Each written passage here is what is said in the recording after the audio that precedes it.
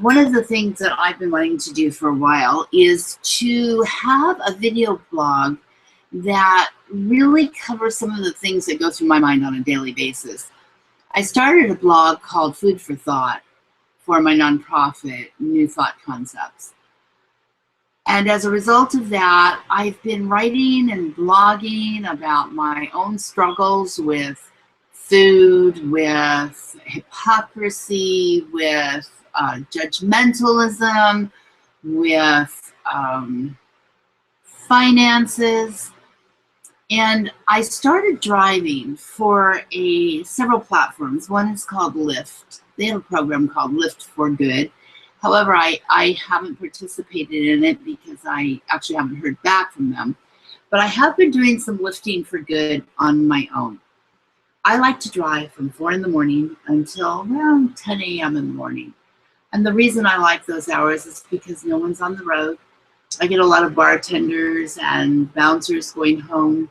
I get people taking early morning rides to the airport because most of the nonstop cross-country flights are about 6:30, 7:45.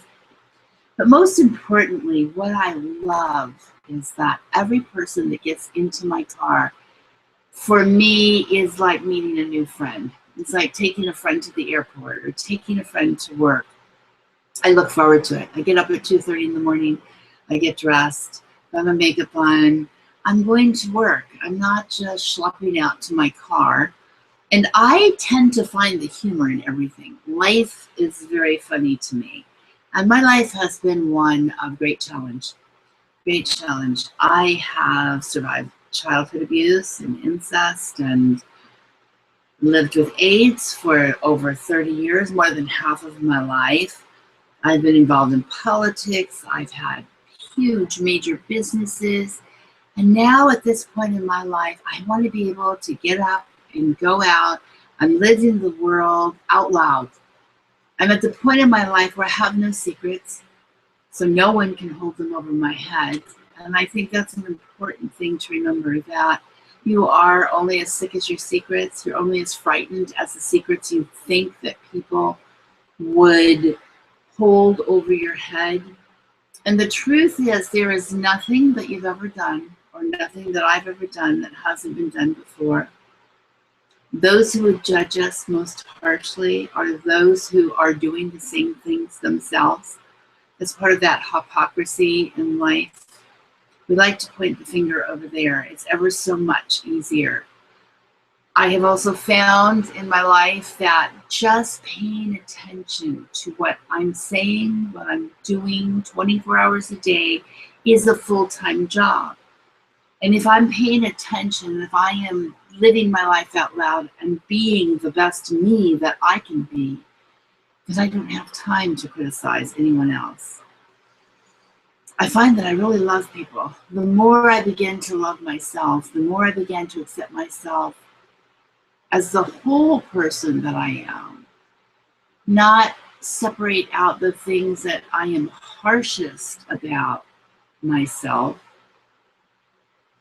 and to realize that this is God's playground if you believe in God. If you don't believe in God, that's okay too. Because I believe that there is a connection, a universal force, a universal presence. My little granddaughter once said that God was the air that we breathe in and out. It's that thing that connects us all. I'm breathing that in, and I think that's true. So this is just a test for me to see how this plays out, what it looks like. And from this moment, I'm going to be asking a friend of mine to join me in this video blog, Lyft, Daily Lyft. And actually, it's going to be more like a weekly Lyft. I've asked a couple of friends to join me, and I'm hoping that they will, and tell some of the funny stories that have happened to them in the car. And there are some real amazing things that happen when people get in your automobile. It seems to be a place where they can unload because they don't feel that you're going to judge them. They feel very comfortable being themselves. They do things and talk about things that probably we don't need to know. However, it's a place where they can just talk and feel heard.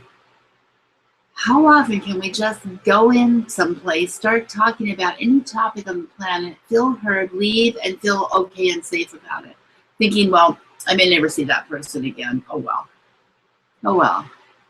It's kind of a safe place. And I am a minister as well, so I feel like I'm kind of the minister on the move because I really see the amazing greatness in the people who get in my car. Some of them are so talented.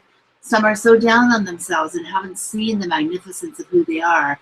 Some of them have just not realized that there will never be another one like them in all of infinity, in all of eternity, and that there is no limit to the potentiality of the possibilities in life except what we think are limitations. And so what I try to do each day and with each passenger is open a tiny window to the next possibility. I listen to what they have to say. You know, I share funny things that have happened in my life, things that have happened in my car, ideas I may have had. I teach a lot of quantum physics and consciousness studies, and I really believe in that quantum connection, what it is teaching us these days. Anyway, for now, what I am going to say to you is you have to have dreams. You have to dream for starters. You have to be a visionary. You have to have a vision for your life. So one of the things you might want to do is just sit down this evening and think about what is your gift? What is the gift that you have that no one else can do just like you? And that's not your talent. It's not your acquired skills. It's something that's innate to your nature. For me, that's making people laugh because I just think things are so funny sometimes that other people take so seriously. I have the ability to talk. I'm a talker. Even in school, every single card I got said, Wanda's straight A student, great citizen, but she talks too much. Well, I don't think that's true. I think I was just practicing for when I grew up. I can talk to anyone about anything because I'm interested. I'm interested in what anyone in any walk of life. I have found myself sitting next to a 7-Eleven on the sidewalk talking to the homeless man just to hear what he has to say, just to let him know that he has value and that it's important what he has to say. It's important what he has to share with me. Why it's important is unimportant. What's important is that I learn. How did he get there? What happened in his life? Has he lost hope? Does he have dreams? Is there any way that I can be of service to him? Is there any way that I can help him or lead him or guide him or direct him to a higher thought, a higher place in life, to just liking himself enough to not want to be homeless? But maybe he wants to be, and that's okay too. But I do have that gift. I have the gift of empathy. I have the gift of compassion. I have the gift of understanding. I can put things in ways that people can take them in and hear them from a place of love and safety, knowing that they're not being judged. I have no right to judge anyone else. When I look back on my life, I sometimes say to myself, what were you thinking? What were you thinking? I had a couple of girls get in my car at 4 in the morning. I'm hanging out somewhere at a hotel, and they said, don't judge us. As they walked into the car, I said, there's no judgment here. And they said, should we be ashamed? Is this the walk of shame? I said, no, this is the lift of shame. And shame went by the wayside several hours ago. So just hop in and we'll get you home safely. So I remember those days. I haven't forgotten the things that I did. I haven't become holier than thou. I haven't, and you know, every once in a while things slip out of my mouth that probably shouldn't. And I'm sure that I make huge mistakes every single day. However, it is what it is. I am living my life. I'm being who I am.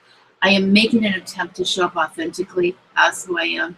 And I hope that you will do the same as we grow together, as we move along together, as we talk about things that are just silly or things that might be serious, things that are scary for me. I hope to be vulnerable enough to share my real feelings and to share how I get through them. Because I sometimes suffer from some depression. I sometimes feel lost, but I have a deep faith in a power greater than myself. I have a faith that there is more than what is occurring at the moment, what the condition is. I know that everything passes, everything is temporary, nothing lasts forever except eternity and energy.